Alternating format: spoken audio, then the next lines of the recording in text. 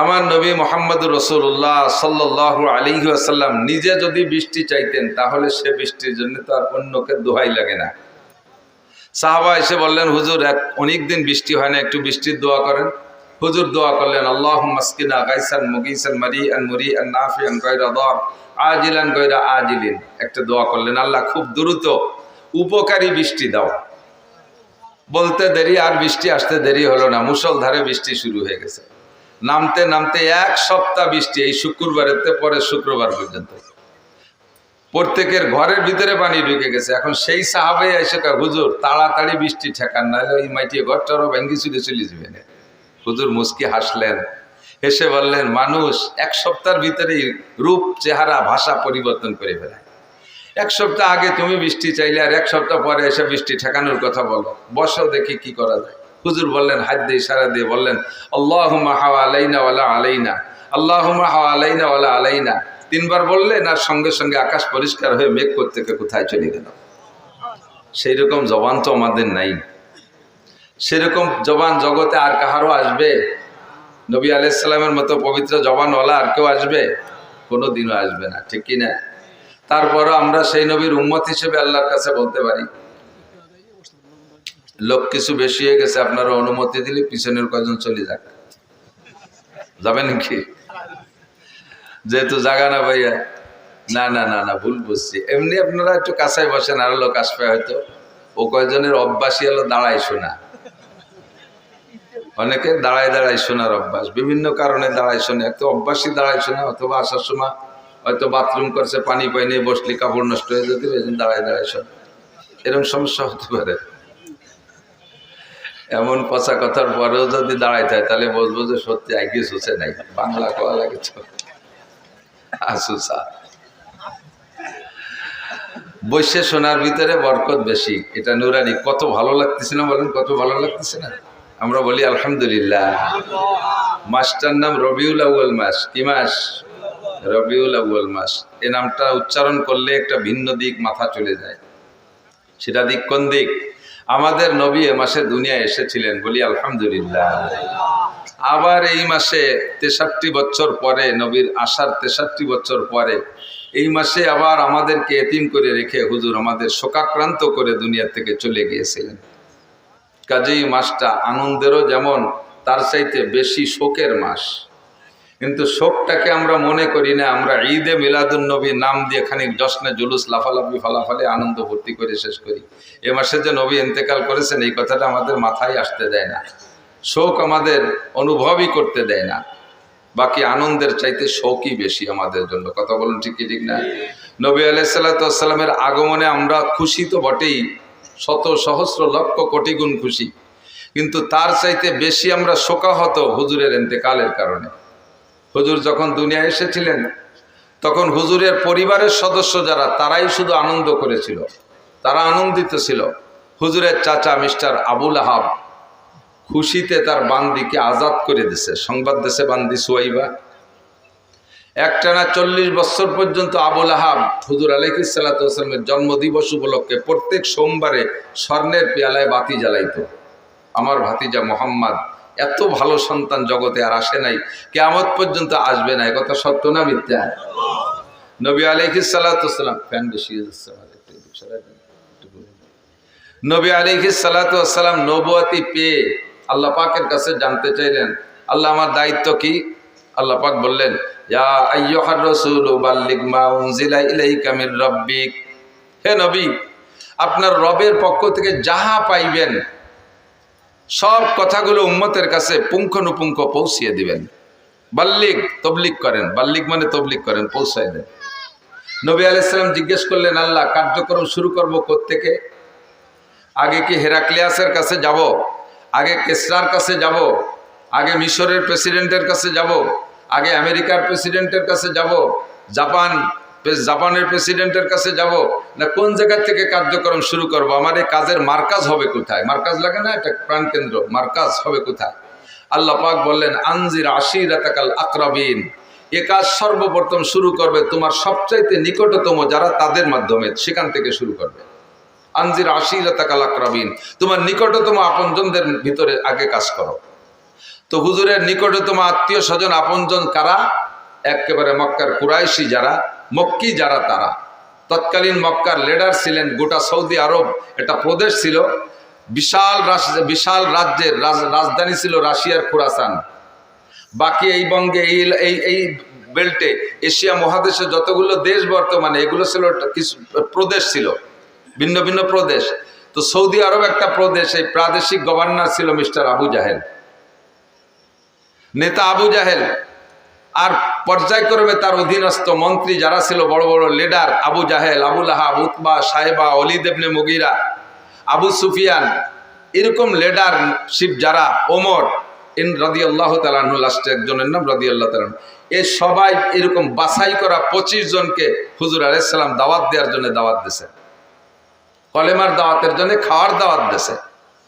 কারণ কেউরে যদি কিছু খাওয়ানো যায় আগে, তাহলে সে কিছুক্ষণের জন্য হলেও নরম থাকে। কতক্ষণ?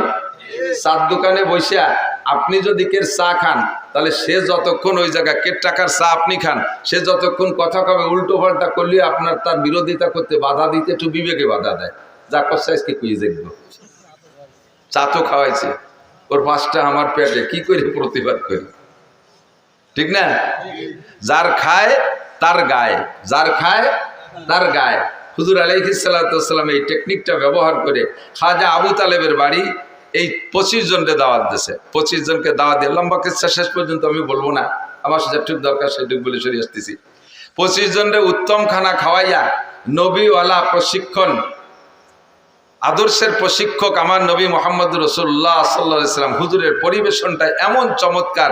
আবু জাহেল হাতের দিক তাকায় থাকে, পানির গিলাসটা কিভাবে রাখে তাকায় থাকে, চামচটা কিভাবে ধরে তাকায় থাকে, জগটা কোন হাত দিয়ে কিভাবে ধরে তাকায় থাকে, ভিতর দিয়ে হাঁটা চলা কেমন, খালি বারবার ফলো করে পুরো নেতারা সবাই।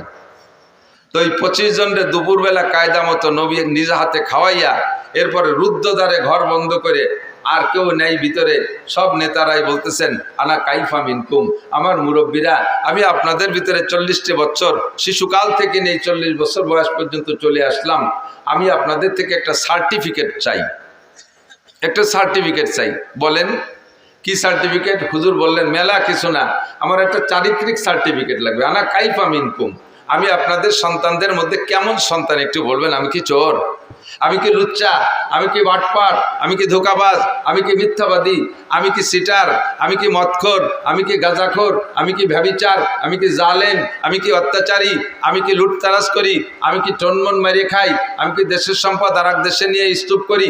এই সমস্ত বদ দোষ কি আমার আছে? আনা কাইফা মিনকুম, আমি আপনাদের কেমন সন্তান একটু বলবেন, আমার একটু কাজ আছে, সার্টিফিকেট আমার লাগবে। প্রশ্ন যদিও ছোট, এর ভিতরে অনেক ডালপালা, শাখা প্রশাখা, অনেক দিক তাকায় জবাব দিতে হবে না? তো সকলে বললেন যে আমরা প্রত্যেকে আলাদা আলাদা করে বলতে গেলে সময় লাগবে। তো আমাদের লিডার আবু জাহেল, তৎকালীন, তখন তার নাম আবু জাহেল না, নাম হলো আমর, বাপের নাম হিসাম, উপাধি ছিল আবুল হেকাম, জ্ঞানীদের পিতা, বিদ্যাসাগর, তুমি সর্বোচ্চ শিক্ষিত সৌদি এই আরবের গভর্নর, তুমি আমাদের সকলের পক্ষ থেকে আমার প্রাণপ্রিয় সন্তান মোহাম্মদ সম্পর্কে তুমি একটা নিজে তুমি একাই বলো, আমরা আমিন বলে সমর্থন করব, তাকে প্রশংসাটা, তার এই প্রশ্নের জবাবটা তুমি দাও। আবু জাহেল দাঁড়িয়ে বললেন, বাতিজা, তোমার প্রশংসা করতে যে কথাটা বলবো ওতে তোমারে খাটো করা হবে, তোমার প্রশংসা করার মতো ভাষা আমার জানা নাই। তোমারে যদি বলি তুমি সূর্যের মতো, তাও অন্যায় হবে, তুমি সূর্যের চেয়ে অনেক ভালো।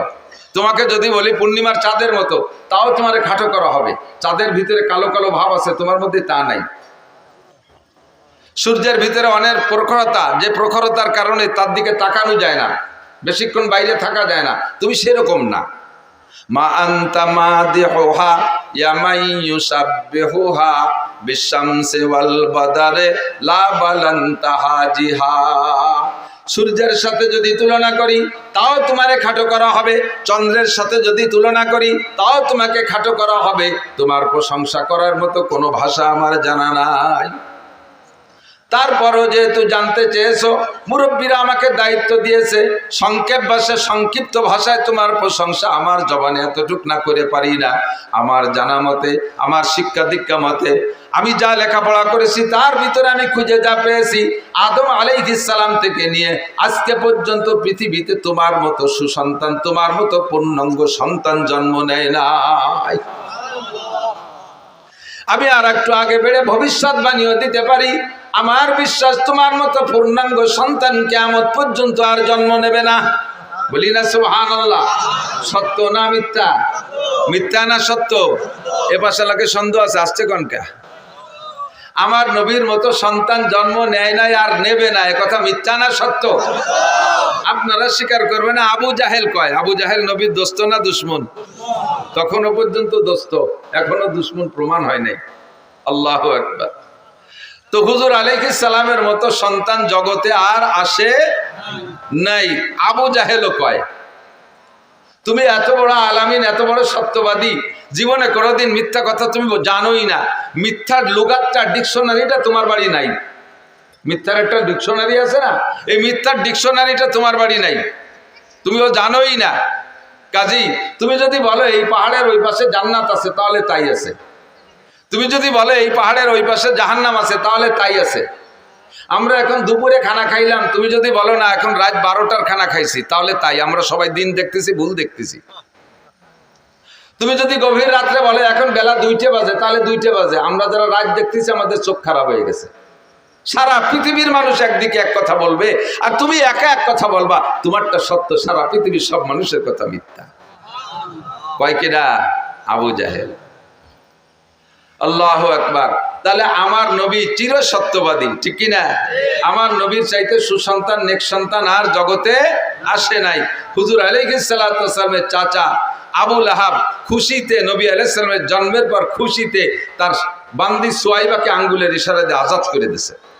সেই নবীর জন্মের সাথে সাথে তো ওই পরিবারের আর পরিবারেরও কেউ জানতো না, জগতের কেউ জানতো না যে এই ছেলেটা পরবর্তীতে বিশ্ব নবী হবে, তা তো কেউ জানতো না। কথা বলুন। ইহুদিরা তাদের আসমানি কিতাব তৌরাতের ভিতরে পড়ছে, নাসারারা ইঞ্জিলের মধ্যে পড়ছে শেষ নবীর আলামত, কিন্তু এই ছেলেটার যে সেই শেষ নবী এ তো কেউ জানে না, ঠিক কিনা? আল্লাহু আকবার। কিন্তু পরবর্তীতে ধীরে ধীরে যখন বড় হইয়া নবী হইলেন, তখন তো সারা পৃথিবীর সবাই জেনে গেছে, সারা পৃথিবীর সবাই জেনে গেছে। এর কারণে নবী আলাইহিস সালাতু ওয়াস সালামের জন্মের তারিখটা নিয়েও সন্দেহ। সে সময় তো আর জন্ম নিবন্ধন হতো না, আইডি কার্ড হতো না। হুজুর আলাইহিস সালাতু ওয়াস সালাম এত বড় নবী হবে পরিবারের সদস্য কেউ জানতেন না। আর বাপ হিসাব রাখবে, বাপ মারা গেছে, মা ওনার মায়ের, উনি মায়ের গর্ভে থাকতে। এর জন্য জন্ম তারিখ নিয়ে অনেক সন্দেহ আছে, আকপাস আছে, মতানৈক্য আছে। বেশিরভাগ ঐতিহাসিকদের মতামত 8ই রবিউল আউয়াল নবী আলাইহিস সালামের জন্ম। তবে নবী পাকের ইন্তেকাল 12ই রবিউল আউয়াল, এর মধ্যে কোনো সন্দেহ নাই। এটা সেই সময় 1.25 লক্ষ সাহাবাত উপস্থিত, লক্ষ লক্ষ মানুষ শিক্ষিত সে সময় হুজুরের উপস্থিত, হুজুরের ইন্তেকালের সময়। আল্লাহু আকবার। এজন্য নবীর জন্মে যে কয়জন খুশি ছিল, নবীর ইন্তেকালে তার চাইতে হাজার হাজার গুণ বেশি মানুষ দুঃখিত। আর এখন 200 কোটি মুসলমান আমরা দুনিয়ায় আছি, আমার নবীর ইন্তেকালের খবরে আমরা সকলেই দুঃখিত। এই মাসটা নবীর জন্ম, এই মাসে নবী পাক সাল্লাল্লাহু আলাইহি সাল্লামের মৃত্যু এবং ইন্তেকাল।